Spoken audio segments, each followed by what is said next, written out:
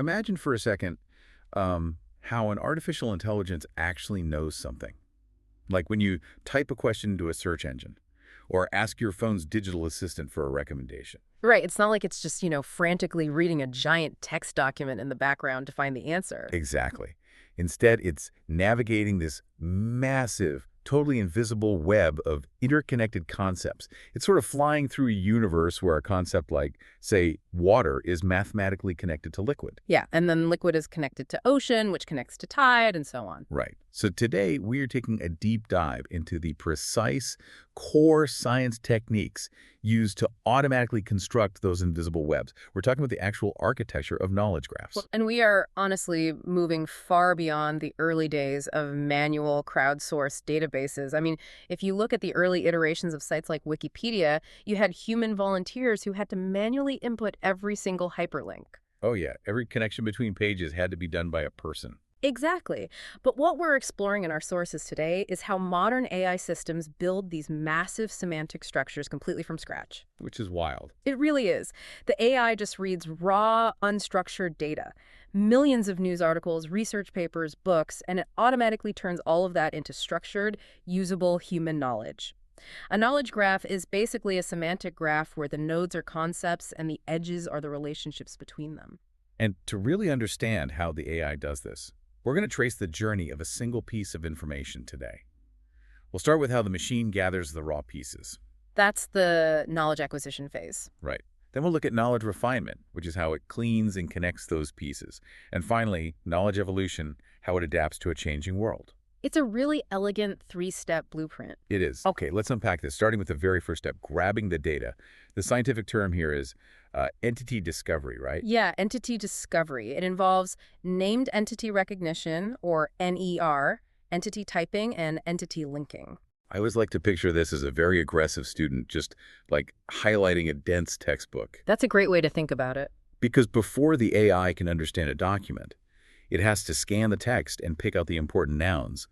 But there's a major hurdle right out of the gate. How does a machine reading the word Tesla know if the author means the electric car company or Nikola Tesla, the actual historical scientist? And that ambiguity is the core challenge here. Solving it requires some pretty sophisticated deep learning models. Early on, developers relied heavily on convolutional neural networks, or CNNs. Like the ones used for image recognition. Very similar, yeah. A CNN acts kind of like a magnifying glass sliding across a sentence. It excels at focusing on local features. Meaning words that are right next to each other. Exactly. It analyzes a word by looking at the words immediately surrounding it. So if the text says, he was driving a Tesla down the highway, the CNN sees the words driving and highway right there in the local context. And so it calculates a high probability that the entity is the car. That makes total sense for short sentences. The clues are right next door. But, I mean, writers don't always put the clues next door. No, they definitely don't. You could have this sprawling, paragraph-long sentence where the word driving is at the very beginning and the word Tesla is like 40 words later, just buried in some subordinate clause. Yeah, and a magnifying glass isn't going to help you if it can only see 3 words at a time. Which is exactly why pure CNNs kind of hit a wall. They really struggle with global context. So how do they fix that? Well, to capture the meaning of a sprawling sentence, researchers turned to recurrent neural networks, or RNNs, and specifically a variation called long short-term memory models, or LSTMs. LSTMs, okay. How are those different? Unlike a CNN that just looks at isolated patches of text, an LSTM actually has a built-in memory cell. It reads the text sequentially, word by word. Oh, so it reads like a human does. Basically, yeah. It carries a running summary of the sentence's context along with it. So the model remembers the word driving from the beginning of the paragraph, and then applies it when it finally hits the word Tesla at the end. But wait, reading sequentially word by word sounds incredibly slow, especially if we're asking this AI to read the entire internet. It is slow. It's a huge trade-off. The CNN is fast because it just checks local patches, but it's short-sighted. The LSTM is smart because it remembers everything, but it's painfully slow. So there has to be a middle ground, right? There is. The sources highlight this really fascinating model developed to solve this bottleneck. It's called IDCNN. What does that stand for? It stands for Iterated Dilated Convolutional Neural Networks. The magic here is the dilated part. Dilated, like when your pupils dilate? Sort of. It means expanding. Instead of sliding a continuous magnifying glass over the text, the AI's field of vision expands outward in a structured pattern. It evaluates the first word, skips 2 words, evaluates the fourth, skips 2, and evaluates the seventh. Oh, I see. It's like casting a wide fishing net with really large holes. You cover a massive area of the water very quickly, but you're still getting a representative sample of what's swimming in that entire area. That is a perfect analogy. By using these dilated convolutions, the model can process massive chunks of text simultaneously, which keeps it fast, while still catching enough distributed words to understand the global context. That's brilliant. But identifying proper nouns like Tesla is still only half the battle. Think about how we actually write. Right, the pronouns. Yeah. After we mention Nikola Tesla once, we spend the rest of the page just saying he, his, or the inventor. And if the AI just pulls out the word he, that's useless for a knowledge graph. Completely useless. The AI has to somehow trace every pronoun back to the original subject. This subtask is called coreference resolution. Coreference resolution. Yeah. Yeah. The AI has to automatically detect mentions that refer to the exact same entity and merge them.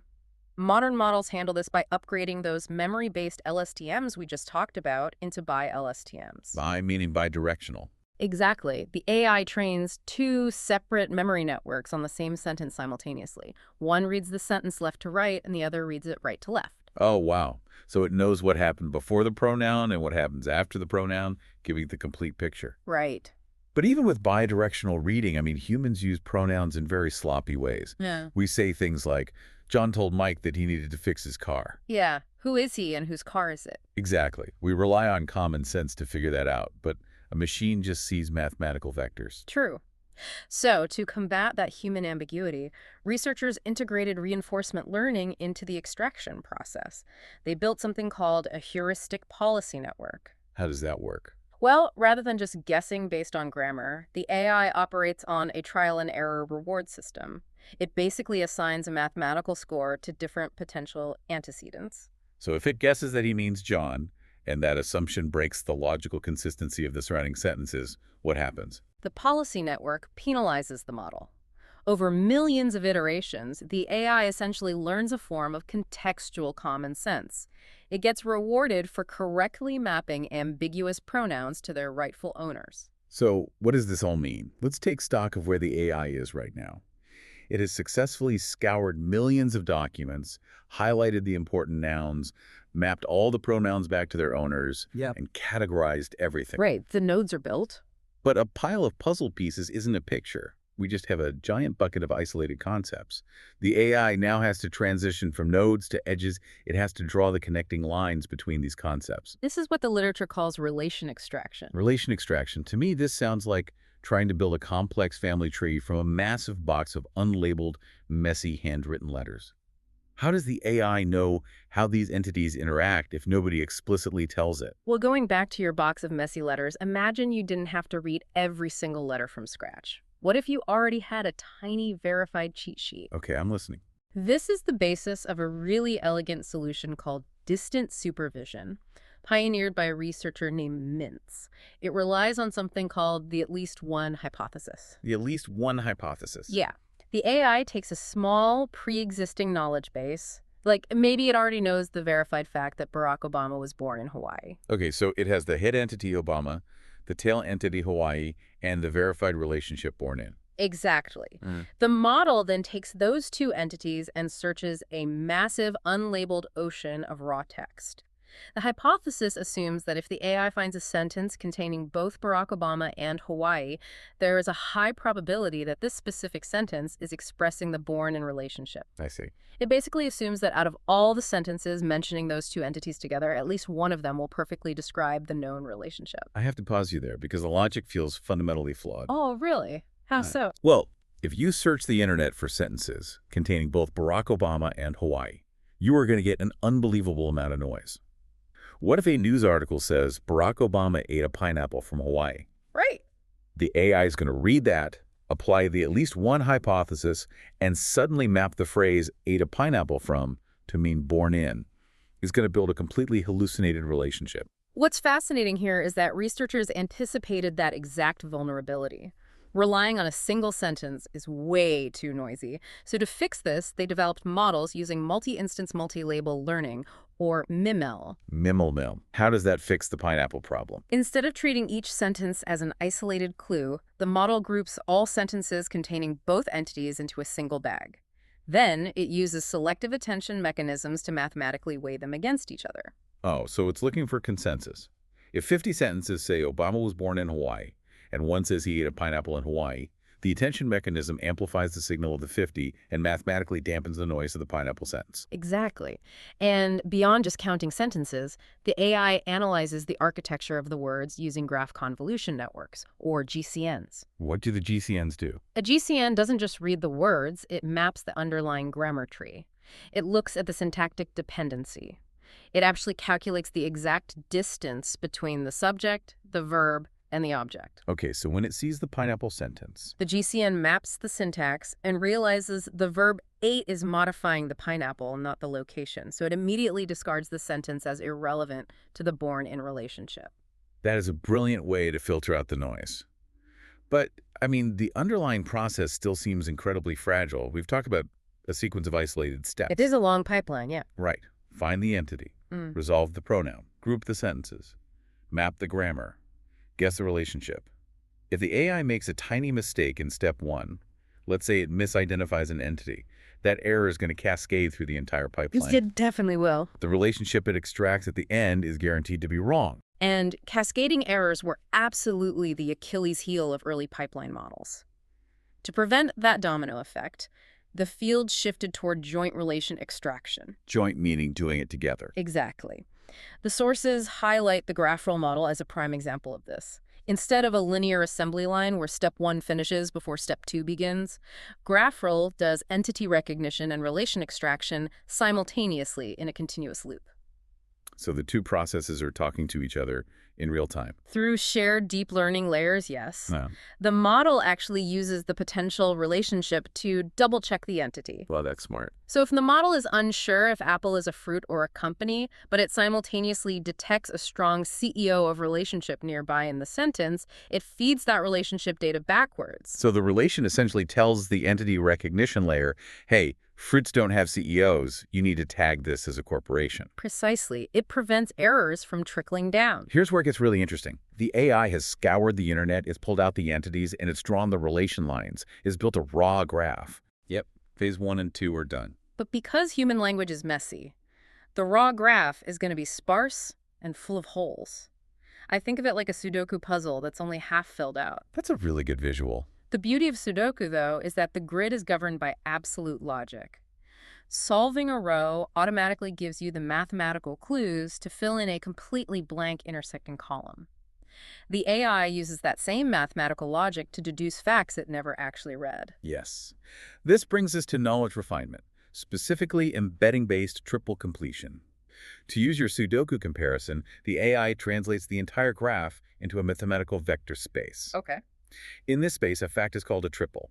It consists of a head entity, a relation, and a tail entity. A classic mathematical model used to solve the puzzle is called transy. It uses a beautifully simple formula, h plus r equals t. Head plus relation equals tail. Let's make that concrete for you listening.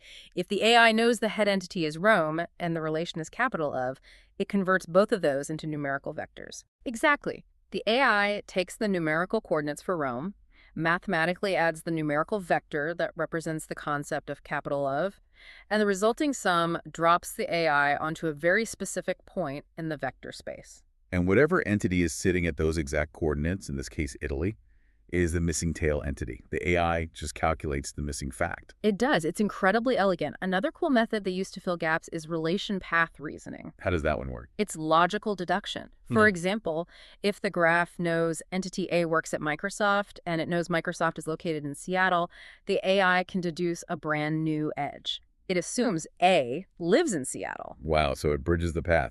But back to the vector math for a second. That simple addition makes sense for one-to-one relationships, like capitals and countries. But human knowledge is full of broad hierarchies. It is, yeah. Like a dog is a mammal is an animal. But a dog is not the only mammal. If you try to use simple addition for that, the math breaks down because the relationship isn't a straight line, it's a giant umbrella. Which is exactly what forced researchers to look at the geometry of the data. For those deep semantic hierarchies, transI is way too simplistic. The sources detail the HAKE model, which actually abandons flat vector space and maps the knowledge graph using polar coordinates. Polar coordinates. Yeah, picture a giant dartboard with concentric circles. The HAKE model places broad, general categories at the very center, the bullseye. It places specific entities on the outer rings. So the concept of animal is at the center, mammal is a ring further out, and dog is on the outermost edge. Exactly. The AI uses the radius, the distance from the center, to understand the hierarchy.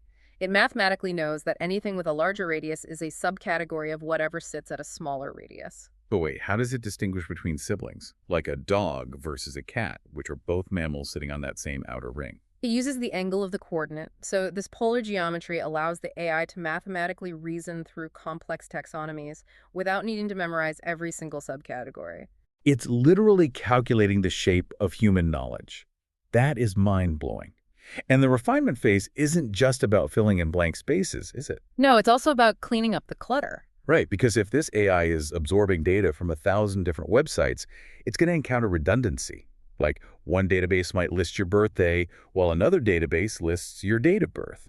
This requires a process called knowledge fusion, specifically attribute alignment. Because if the AI leaves those as separate concepts, the graph becomes bloated and really inefficient. So how does it align them? The AI looks at the contextual embeddings of both attributes. It calculates that the entities connected to birthday and the entities connected to date of birth behave identically in the vector space. Realizing they serve the exact same semantic function. Yes. So it mathematically fuses them into a single unified node. Okay, so the AI has successfully acquired a massive amount of knowledge, drawn the lines, calculated the missing puzzle pieces, and fused the redundant clutter. We have a perfect static map of reality. A static map, yes. But there's a glaring problem. Reality isn't static. Facts expire. The CEO of a company today might step down tomorrow. Water boils at 100 degrees Celsius, but, only at sea level. Yeah. We need to introduce the fourth dimension into these graphs, time and changing conditions. How does the AI evolve its understanding? We are entering the realm of conditional and temporal knowledge graphs. Traditional graphs just treat every extracted triple as an absolute eternal truth. But to handle conditional reality, researchers developed the MIMO model. MIMO, what's that? Multi-input, multi-output sequence labeling. It allows the AI to read a sentence and simultaneously extract the fact and the condition required to make the fact true. The sources show the tagging schema for MIMO, and it looks like a string of algebra. B/I-XYZ. How does the AI actually use those letters to understand a condition? It's essentially a formula for breaking down the grammar of a sentence into logical rules. Let's look at the tags. The B and I tell the AI the position of the word, begin or intermediate. Okay, straightforward. The X defines the logic rule. Is this word part of the main fact, or is it part of a condition? The Y marks the tuple rule. Is it the subject, the relation, or the object? And Z denotes the constituent type. Let's apply that to a real sentence. Say we have a biomedical document that reads, chemical A reacts with chemical B, but only if the temperature exceeds 100 degrees. Right, so a basic AI extracts chemical A, reacts with chemical B as a universal fact. But the MIMO model applies its tags. It tags the first half of the sentence with X markers denoting a fact. And then it hits the word if. Yes. It tags the second half of the sentence, the temperature requirement, with X markers denoting a condition. The AI mathematically binds the two clauses together. It writes an internal rule. Which is? The relation between chemical A and chemical B remains dormant and untrue in the graph unless the specific temperature condition is met. That is absolutely vital for fields like medicine or chemistry, where a missing condition could be disastrous. But what about tracking human events? The paper brings up temporal knowledge graphs, which track how facts evolve over time. If we connect this to the bigger picture, temporal knowledge graphs are truly revolutionary. The concrete example they use is tracking the professional social networks of medical staff during a pandemic. Oh, wow. Yeah, a hospital during the outbreak phase of a pandemic operates very differently than during the recovery phase. Exactly. The communication lines between doctors, nurses, and administrators constantly shift. To map this, the AI doesn't just build one graph. It slices the data into temporal snapshots. A graph for week 1, a graph for week 2. But how does it know how week 1 affects week 2? If it's just looking at isolated snapshots, doesn't it lose the momentum of the situation? It connects those snapshots using recurrent neural networks to calculate what they call diachronic dependencies. Diachronic dependency. Yeah. As the AI builds the graph for week 2, the memory cell of the RNN carries forward the state of the relationships from week 1. It mathematically weighs the historical context. So it learns that a sudden spike in communication between, say, the ICU and supply ward on Tuesday directly predicts a structural shift in hospital hierarchy on Thursday. Exactly. It's building a dynamic, moving profile of human behavior. To pull all of this together, we've traced an incredible journey today. We watched the AI pull raw, unformatted text from the wild using expanding convolutional nets. Right. We saw it figure out relationships by mapping the grammatical trees of sentences. We watched it use vector math and polar coordinates to fill in its own blind spots. And finally, we saw it apply conditional logic and time-stamped memory to adapt to a changing world. It's quite a process. It becomes very clear why knowledge graphs are the invisible paving stones for modern technology. When Spotify recommends a new artist you suddenly love, or when a search engine instantly verifies a historical date, you are interacting with these deeply refined, mathematically structured webs. They really are the architecture of artificial reasoning. Yeah. But, as these webs expand to encompass all human data, they run into a monumental bottleneck described in the sources as the HACE theorem. The HACE theorem. Yes. It states that big data is heterogeneous, autonomous, complex, and evolving. The autonomous aspect is particularly challenging for the future of these graphs. Autonomous meaning data that isn't centrally controlled, like specific internet subcultures or niche communities generating their own information. Precisely that. Insular communities on the internet generate autonomous data. They develop their own slang, their own internal logic, and frankly, their own subjective sets of facts that may not align with the wider world. Oh, interesting. Current knowledge graphs often rely on active learning, basically asking human users to fill in personalized data gaps. But as data becomes increasingly autonomous, it becomes highly fractured and localized. So the AI might pull in a fact that is mathematically verified by 1,000 documents, but those documents all belong to a single, isolated echo chamber on the internet. Exactly. Which leaves us with a critical question moving forward. As these knowledge graphs become the ultimate arbiters of truth for the digital assistants and search engines we use every day, how will future AI models mathematically distinguish between a highly personalized, subjective reality generated by an autonomous community and objective, verifiable human knowledge? Wow. When the machine builds its invisible web, whose reality is it actually weaving? That is definitely something to keep in mind the next time you type a question into a search bar and just accept the first answer it gives you. Thank you for joining us on this deep dive. We'll catch you next time as we continue to explore the invisible framework shaping our world.